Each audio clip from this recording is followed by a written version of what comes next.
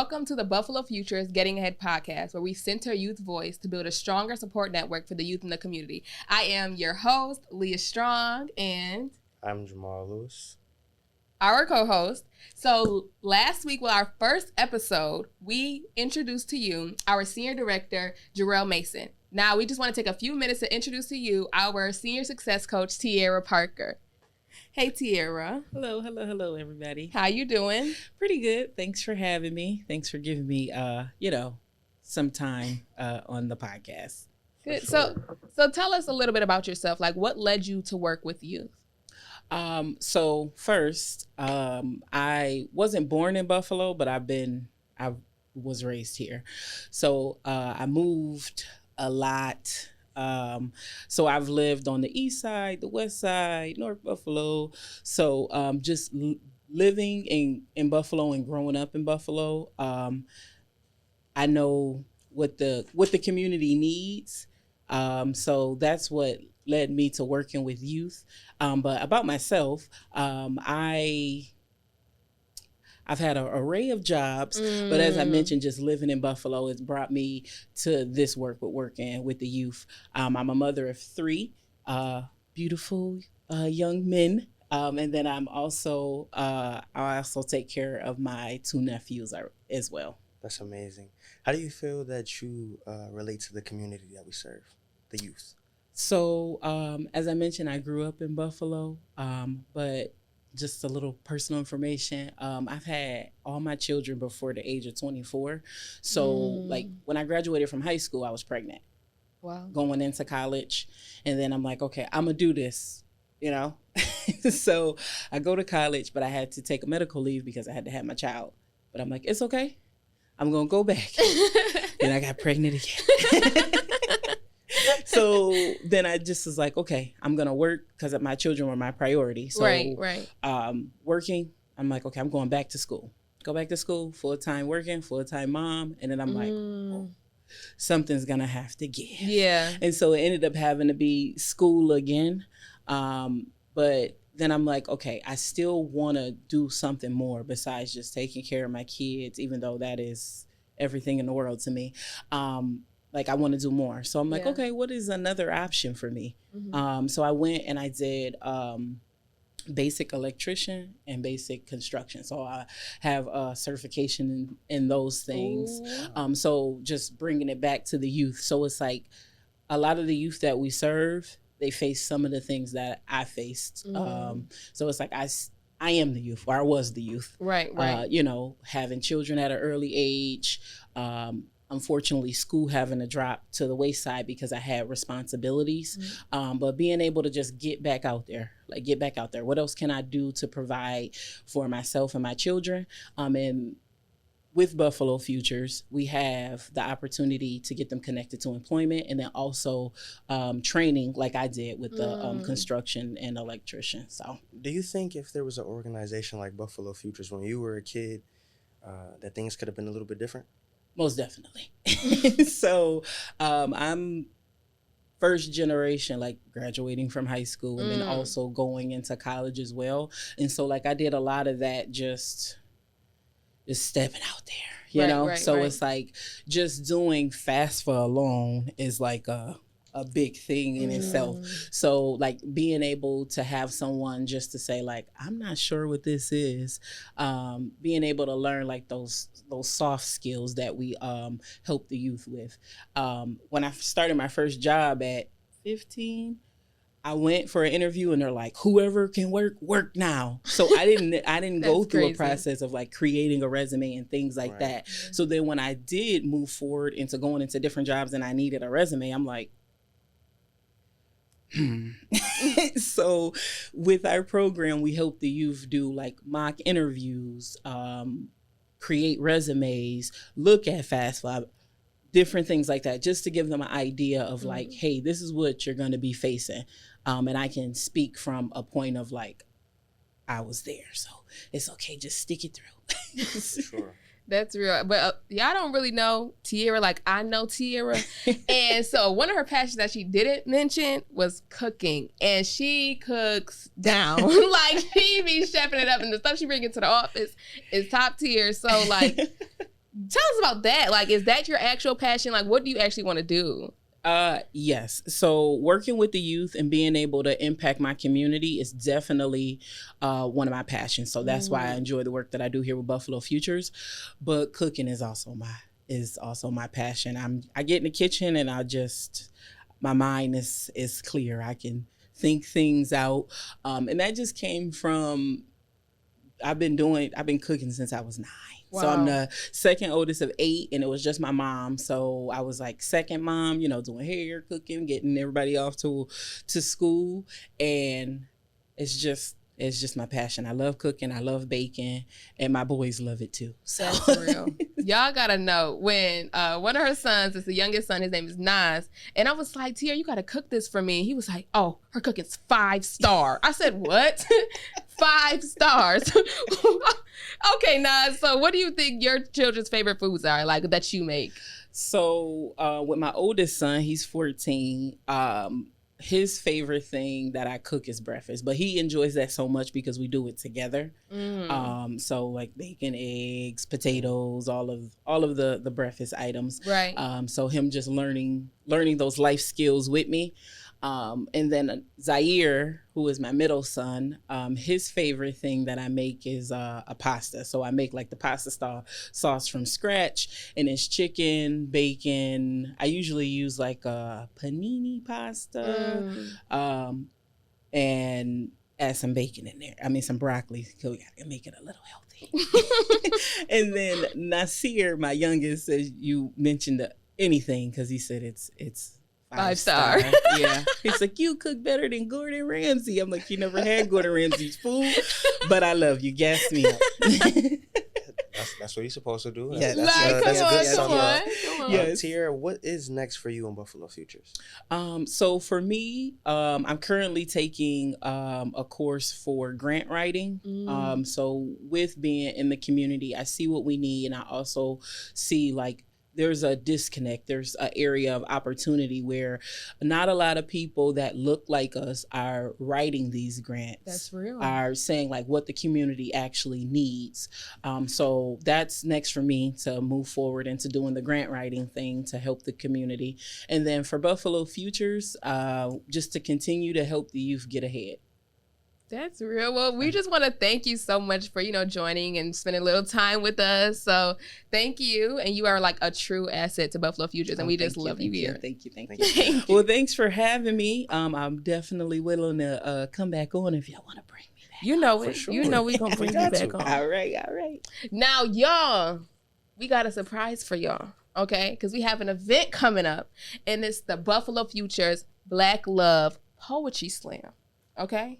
And so I just want to introduce to you also, we have a poet, top tier, and he going to be doing a little nice special surprise for y'all too, and y'all ain't even ready for it. Not just here, but also on the night. So if you can't just be here for the podcast, you got to be there for the actual night where you just get the teaser tonight, but you're going to get the whole deal, like the whole full course meal on that day. And so I want to introduce to you 10,000 Poet. Hello, everybody. My name is Jamal Lewis, and I sit on the Youth Advisory Council for Buffalo Futures. I am excited to announce our first ever Black Love Poetry Slam, Thursday, February 29th, from 6 to 9 at Buffalo Ironworks. We have an amazing lineup of performers. We have Taven, Kicking It with Keeks, 10,000 Poet, and Team Finks. Support and donations for this event will help with wraparound services for our youth. This is definitely an event that you don't want to miss out on. The link for the tickets are in the description below. I cannot wait to see you there. How you feeling today, 10,000? I'm feeling good. Absolutely, that's nice. What is a rule of thumb when it comes to writing? What would you say? So the rule of thumb when it comes to writing is a lot of times, especially in our communities, our family structure and everything else, we're taught to fall in line and find structure in other people's level of acceptance. Absolutely. It is allowing ourselves to uncensor ourselves and write how we honestly feel. So the hardest thing when people talk about writer's block is they're trying to structure their creativity inside whatever box of their belief system or belief system that was forced upon them. So the one thing I try to teach them is just to brain dumps, get it all out, make the raw materials, and then we could turn it into whatever we want to turn it into. Who are you teaching? Huh? who do you teach? So I teach anybody that want to learn. But I teach, for me, it's been a lifetime practice. Okay. This April marks 20 years of me doing poetry in the community, performing, teaching it, traveling, training poets to go compete at competitions. Oh, wow. All that. So how did you begin your actual journey as a poet before the teaching and everything? How did you start? Okay, so my origin story, or like I call it, is I grew up on the east side of Buffalo. I grew up on 97 Dodge Street. It's the huge yellow house that's abandoned right now. Boarded up. That was my father's childhood house. That was our childhood house. Then we moved from the inner city to the suburbs, to the Sweet Home School District. And the year before that, my grandmother passed away, and she raised us pretty much like a second mother, and she lived in Town Gardens. So it was that emotional change and culture change. So going from actually perceiving yourself as a minority in your community, in your school system, and then also not having that support of a grandmother, who a lot of us is a lot of our mothers or second mothers or that foundation of our family. I didn't care about sports like that. I was trying to figure out how to write, how to express myself, how to get this hurt and this dark feeling off of me. And I started writing poetry. First poem I wrote was Outcast in the cafetorium at Sweet Home Middle School. And then when I hit 11th grade, my English teacher, Mrs. LeBrake, told me about a poetry slam put on by the Josie Poets at South Campus at UB. Went there, competed in the youth slam, pieced together multiple poems, got a perfect score, got hooked, took second place, did the adult slam, got whooped on, and then from there started going to the Empty Coffee Cup, and I got my name 10,000 from two older poets. One's named James Cooper III. The other one he goes by the name performing poetry named DB Hands. We were at Uncle Johnny's over there on East Utica, just doing poems and freestyle. And it was like, hey, you got 10,000 poems in your heart, mind, and soul at any time. Wow. So they gave me the name 10,000 Strong. That is tough. And I cut off the strong part because I thought it was cheesy. I just kept 10,000. 10,000, that is beautiful. That's a whole nice name. So were they your people that you looked up to growing up, or did you have actual role models that made you really want to go into poetry? Who were your role models in life? So I didn't really care about anything about writing, poetry, anything else till I moved from the inner city to the suburbs. Right. All I wanted to be was we always wanted to be the next Jordan or a football player or whatever. So it was looking up to my brother and my older brother, because I'm the second oldest out of 5. And just looking up to different role models I saw. But then when I started getting into poetry, was seeing all those heavy hitting poets. The first poet I ever saw where I was like, yo, I want to do that was Q Boogie. Q Boogie did a poetry slam, and he just oof. And I was just hooked ever since, seeing that, how you're able to take up space while just using your words. So. Reaching back for us a little bit, is there a specific poem that you remember that influenced you the most? There was one poem in particular that I performed a whole lot, for almost 8 or 9 years. It was called Not Just a Fat Kid. And they talk about the struggles of being an obese kid and how you look for love, you look for intimacy, you look for connection, you look for friendships, and how people just, can be horrible sometimes when they're going through their own hurt too. Right. So, and that was my go-to piece, because it basically showed that story of how I journeyed through childhood. So what was the poem, if you would tell us? The poem, the actual poem, what was it? Oh, the poem? It's called Not Just a Fat Kid. I don't remember offhand. But one of the lines in it is, I don't That's real. I haven't done that poem in so long. That's fine. Not to put you on the spot. What is one piece of advice that you could give aspiring poets? I think the biggest advice I would give aspiring poets is allow yourself to process your feelings. Keep on writing. Find your voice, not your grandma voice, not your uncle voice, not your parent voice, not your cousin, friend. Find what your voice and your value is and what you want to bring across, and allow yourself to fully step into your creativity. A lot of times we say we dabble, we treat the art sometimes like something I do in college. We treat it for 3-4 years, then we be like, oh, I got to get into being an adult. But if you fall in love with something, allow yourself to really fall in love with it and take it as far as you can go. perspective. That's great advice, actually. Do you feel like this is now you, or do you feel like there's another like lane or something that you can step into, or do you feel like this is like what you've always meant to do and what you've called to do?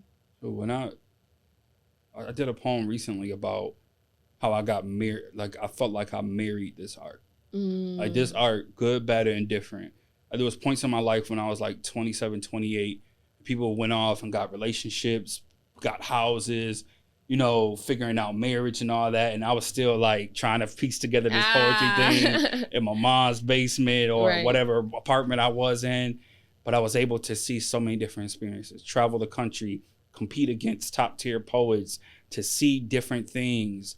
And I was like, I chose this path and I'm fully invested in this path. Doesn't mean I neglect my responsibilities and don't be an adult or figure out work.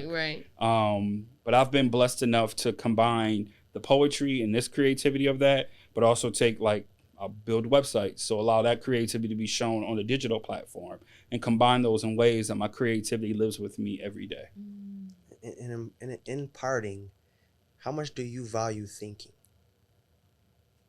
I value thinking a whole lot, but I value thinking, but I also value feeling way more.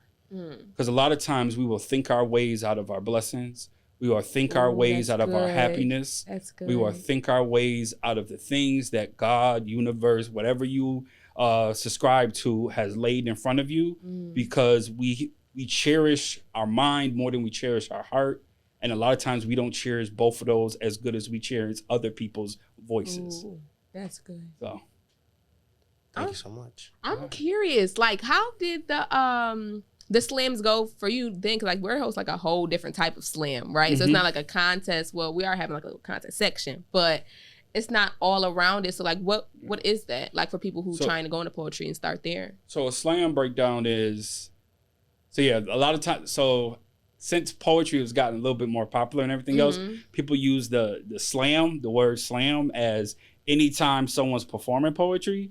But slam is really, it's a poetic competition. Started as a bar game back in the 80s in Chicago. The idea is you take 5 random people for the audience and they're the judges. And they score from 0 to 10, and we drop the high and low score. Each poet loosely gets on, they have different variations, but the standard is 3 minutes and a 10-second grace period. Every 10 second over that, you lose a half a point. So, and then you can't use any props. So perfect example, if I talked about my Apple Watch and I pointed to my Apple Watch, I would get disqualified from that round. Wow. So in some places they even did it where if you had a tattoo, but they integrated it. So if you had a tattoo talking about American Idol and you use it as a reference, can't have no musical accompaniment. And now they have other slams where you can have group pieces with multiple people performing. But yeah, I love the competition of slam. Yeah. Was it just like we gotta come up with our own rules? That's a real thing. We gotta come up with the Buffalo Futures rules, man. For the slam. Because his slam that he described, that's fire, bro. That's real deal. But we don't want nobody just like, oh wow. No, I'm not saying be loose with it, but like our own rules would be fire. That's tough. Wait a second. So it was just like you created, like each of you guys created your own personal thing. Was it like a topic when you came into it, or you just had your own topics and everything? You create your own topics. So currently I'm training 2 poets to compete at the the Women of the World Poetry Slam in Baltimore. So I'm training 2 poets in general, and they have to have a 4-minute poem, a 1-minute poem, a 2-minute poem, and a 3-minute poem. Oh, this is real deal. Oh yeah, I train them on content deliverance. We figure out what topics I tell them to pick their poem, but then understand what the wave and what the audience wants, and you may have to pick a different poem. So it's all this strategy and competitive, and I love the whole creation of getting ready for slam. Right. So it's like a day event, a few days event. This one is like 3 days. 3 days. It's world international poets coming in. It's super competitive. And you just, and you have to like, that's a real deal thing, because you have to then like cater to the audience too, because it could be something you really, really felt, but they not feeling it. Yeah, and sometimes the audience will love it and the judges be like, it was all right. Wow. So yeah, and the same rules apply. Still 5 random judges. And just like, so I can get picked if I just go. That's what he's saying. You can be a judge, yes. Yep. That's hard. That's crazy. So like, how are the people that you train, like they've done it for years, they're just new beginners too that just want to go out and do the slams? One poet hasn't slammed yet. Mm-hmm. Another poet I've been training for about 2 years, 1 or 2 years.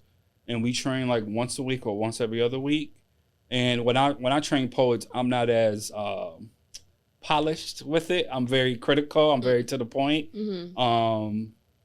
So yeah, that's basically, we train that way. That's real. I've never learn something new every day. Today, this was the thing that I learned.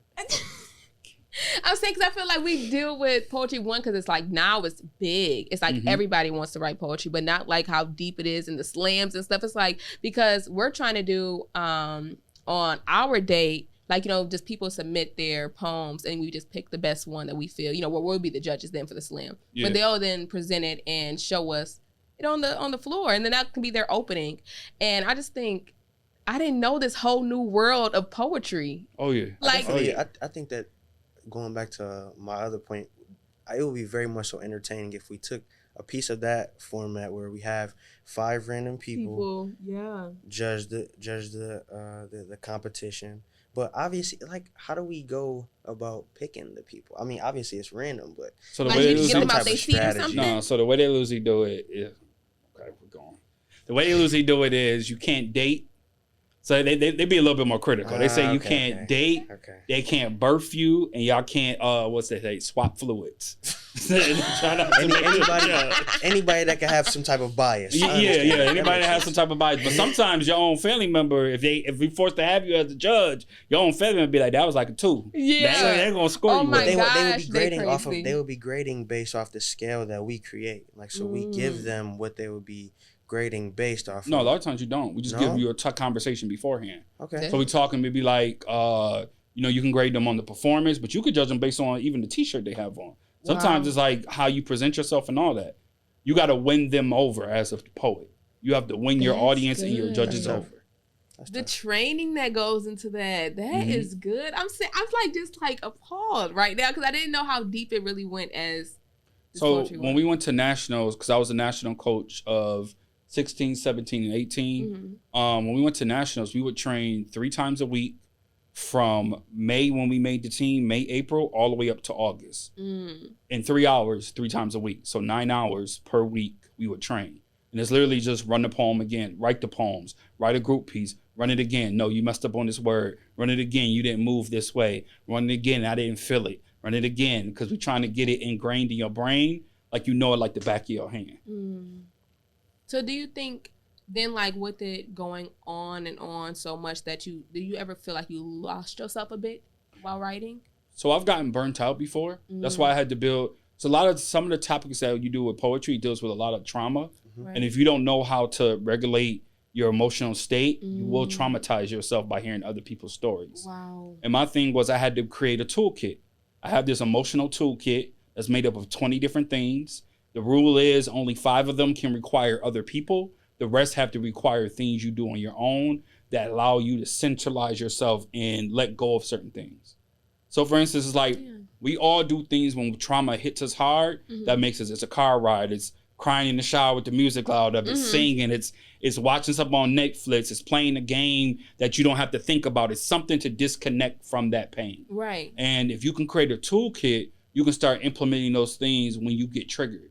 Because a lot of times in our community, when we get triggered, the result is either disrespect, violence, or sometimes it's isolation, or sometimes it's just doing things harmful to ourselves. Imagine if we had a toolkit to be like, hey, I might want to call my one friend that I can talk drama with, but I can't tell them my secrets because they're going to tell everybody. Absolutely. But we can laugh and joke and have a petty conversation, and it could take me out so I can re-regulate myself. Or I can call my grandmother and she could throw some Bible verses on me, and we can pray a little bit and sing some hymns, and we'd be good. Yeah. So just finding those few items that allow you to finally regulate you. How do you get to the point in life where you develop and find that balance to where you can actually have the mechanism that you describe as a toolkit? Like, how do you get there?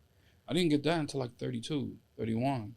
So I think a lot of times it takes practice. It takes being honest with yourself. Like, we're not taught to be, and a lot of our family ain't taught us to be, how to be emotionally aware, have emotional awareness, have awareness of ourselves, know when it's actual us being triggered, and not actual harm. Knowing when us being angered or heightened is something that's taking us back to a memory. Sometimes we just get triggered and we just try to black it out.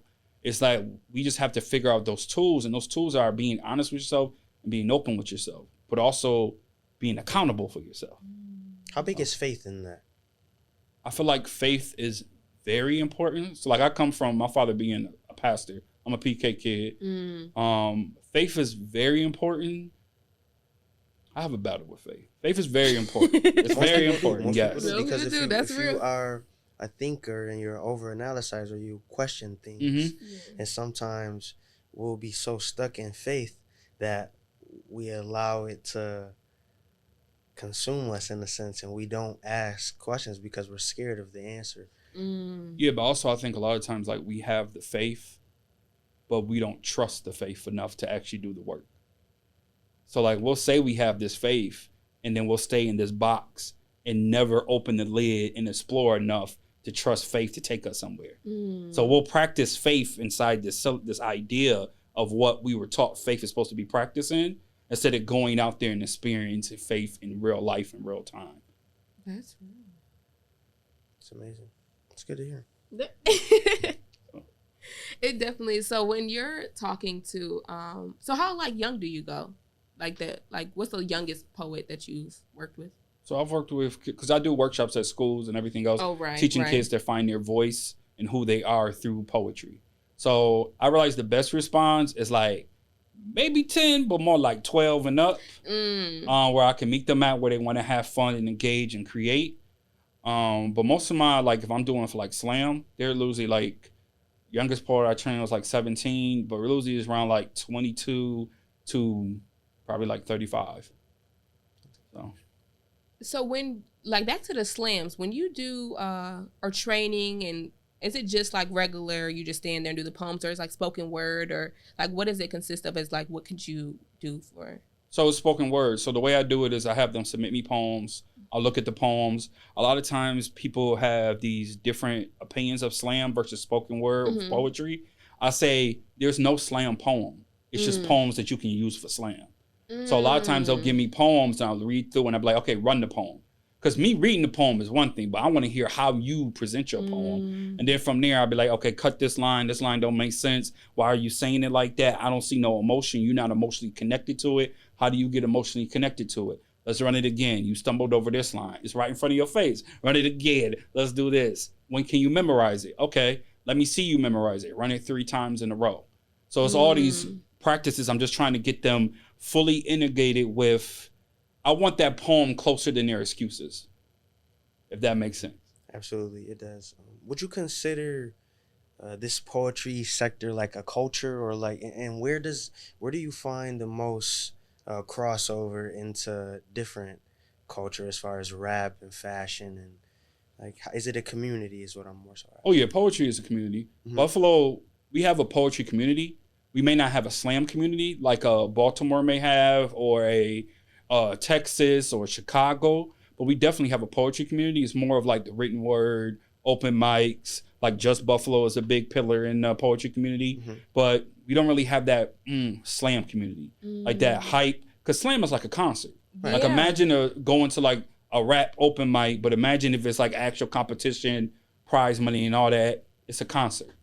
Yeah, and then the crossover. The crossover sometimes is you have some people, because a lot of times poetry is that entry point to art. Like some people who was trying to rap, they was writing poems long ago. They ain't gonna show you them. They gonna be like, I've been rapping since I was 9. No, it probably was poems. So I think the entry point is just open mics or seeing different experiences or collabing with different artists. So like for me, my poetry, my practice is all freestyle for the past 10 years. I create all my poems on the spot in the moment based on the energy of people around me. And I've collabed with visual artists making installation pieces. I've also collabed with dancers. And the ability is just to create that moment and find where you can connect with people. Well, thank you so much, 10,000, for being here with us on the Buffalo Futures Getting Ahead podcast.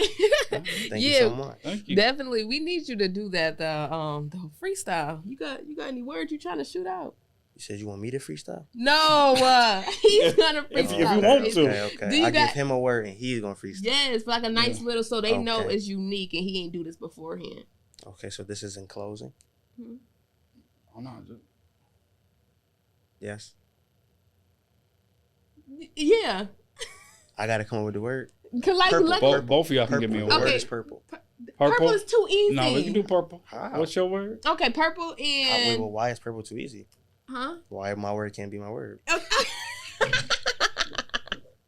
Okay, your word is your word. Okay, my word is gonna be I'm thinking purple. Oh no, that would be too easy. Don't overthink it. Yeah. Okay.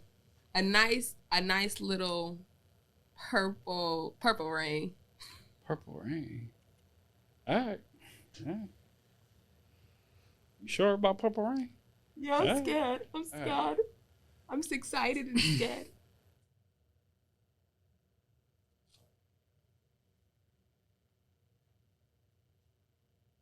All right. Ready? Mm-hmm. I was going to sing beforehand, but let's not do that. Oh, do whatever you got to do. We love this. Nights like this, I wish that raindrops would fall. Do you remember the nights you lost yourself? Where the only thing you could hear was the beatboxing of raindrops against your window?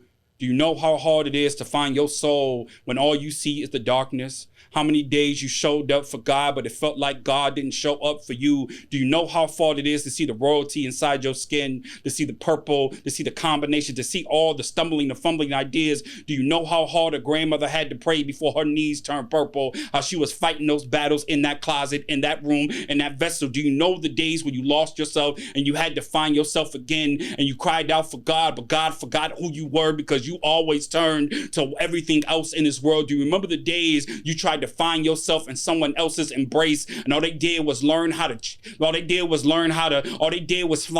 snuggle and break you in places that didn't you feel whole again? Do you know how hard it is not to let the rain in your eyes cry out? How many days you felt choked up and locked down from the parts that you weren't to the parts that you weren't?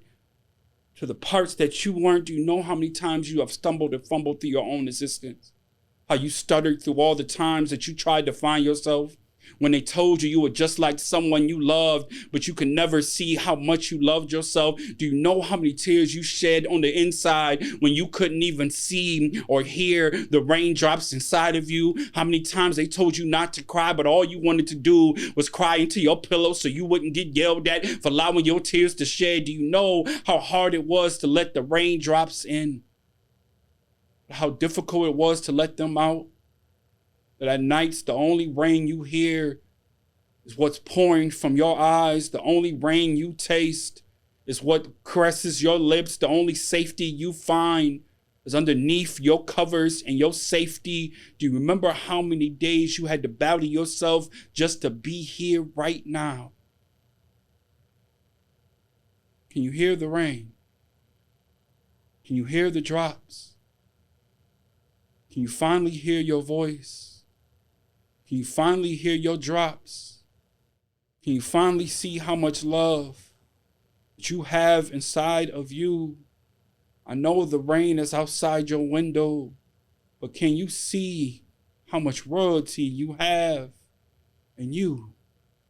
Poem. Wow. That like touched every bit of my soul, Jamal. I can't follow that up. So. Oh my gosh, that was crazy. I'm just like, you would have seen the facial expressions. I'm just like, what? That touched every bit of my soul. That right there. Jamal, what do you think? That's fire. That was. I think to have the innate ability to do that on spot is something that's amazing, for sure. Can't wait to see you February 29th at the Poetry Slam. Yeah. Oh my gosh. There'll be a brand new poem there too. So that's tough. Off of Purple Rain, he talking about the teardrops that caress your lips. Don't tell me that. Oh my gosh, not to just the teardrops, not the drops outside, but the drops inside. I don't know. I'm going to be resting on that one. I'm just going to be thinking about that one all night. That was good. But we just thank you so much, 10,000, for coming on here, sharing. Oh my gosh, that was good. I'm blown away. I'm literally blown away. But I thank you so much. And we can't wait for more at the Poetry Slam event. Oh my gosh, now I'm excited. I just got to calm down. Whew. But that's definitely going to be amazing. I can't wait. Oh my gosh. I can't wait. Definitely something I'm anticipating. I can't wait. I'm just be sitting in the seat just ready. Y'all don't know what y'all expecting. So if you thought this was something, you out your mind. Yeah, that was super dope. Can you do another one? Yeah. Yeah, well, we're going to come up with the words. That's Black History coming up, Black History. Black History. And let me think. Oh, us. The Buffalo Futures too. All right. Eat us up then. Hold on. Let me sit back in my seat. I should have had popcorn, Javon. Excited. Can you hear the rumbling of a movement? Can you hear the scream of an outcry? Can you see how precious it is when the city comes alive? When they care about a future moving ahead? This movement is not buried in just history or pain. It is the movement of a next generation. Can't you see the future in all these these beautiful buffalo eyes? Can you see what it means when you initiate a movement, when we carry our Black history with us, when we walk into a present? Can you see how much poetry can come alive, how a movement can be its own slam, how it can live out loud, how it can be the beatbox of an awakening, what it means to live in a space where society and the city seems like you're supposed to live dormant. So we are stumping into our creation. Let Buffalo Futures be a mission that lives outside all our own existence. Understand that generations after generations are meant to be moved from our words and our actions. It is movement even in these words. It is movement in the ability of showing that we are always Black 365. So you're going to get all this history. It don't reside in just 28 or 29 days. It's a reside every time we open up our eyes, every time we speak out loud, every time we let our body be more than just a mission statement to other people's acceptance. We are more than just a hashtag quote. We are a resistance. We are people. We are present. We are always in a state to let you know that we are ready and willing to face you head on. See, Buffalo Futures has always been rooted in a revolution. Has always been rooted in the reason to speak up and sail ahead. The stuttering and fumbling of other people's standards will not fall dormant on us. We learned that as long as we as Buffalo and in this city, we're going to move forward. So Buffalo Future is a mission to show you that we're going to gather all these resources and make sure we are still here. Make sure we are still abundant. Make sure that we are still carrying our Blackness with us each and every day. So I ask you, are you ready to hear some words that will push you, that will shift you, that will make you face yourself and make you carry your history with you? So come on out February 29th and hear the magnitude of these words. Allow all these words to live inside of you. See, sometimes all we need is a mission or a sermon or a movement or a saying or a chant or a hymn or a beat or a beat or a beat to let us know that we are moving ahead. Can you hear the rumbling of the future come alive? See, Buffalo Future is meant to push ahead and challenge all the status quo. We are here to show you we are alive and well, and we are the future, and we carry our Blackness with us every single day. Poem. Oh my gosh. Sorry. Nah. That right there, 365 days? We gotta carry it with us 365 days, Jamal. I don't think they hearing him. They ain't feeling him. It's in the chest, Jamal. Oh my gosh, that was just another snap. Just another snap because that was it. That was good. Oh my gosh. I don't know what to say. That was another soul piercer. That just pierced me again. But, oh my gosh. You got anything to say? Any closing remarks? Closing remarks. Yeah. I hope that you continue to be an influence to the youth in the way that you have been able to. And we're looking forward to hearing what you have to offer on the 29th of February. Thank you so much. Thank you. I look forward to being there. Thank you so much. This is the Buffalo Futures Getting Ahead podcast. We will see you in the future. So, y'all, we will be shouting out a book every episode as well as a youth. And so today's book is Glory from Second Chapter, and it'll always be from the Second Chapter bookstore, and from Stephanie Peak. And also our youth today is Jamal. So tell us a little bit. My business is called The Blind Spot. We give people opportunity to shed light on their self and their story in a light that's most favorable to themselves. You can follow me at blindspot1k on IG.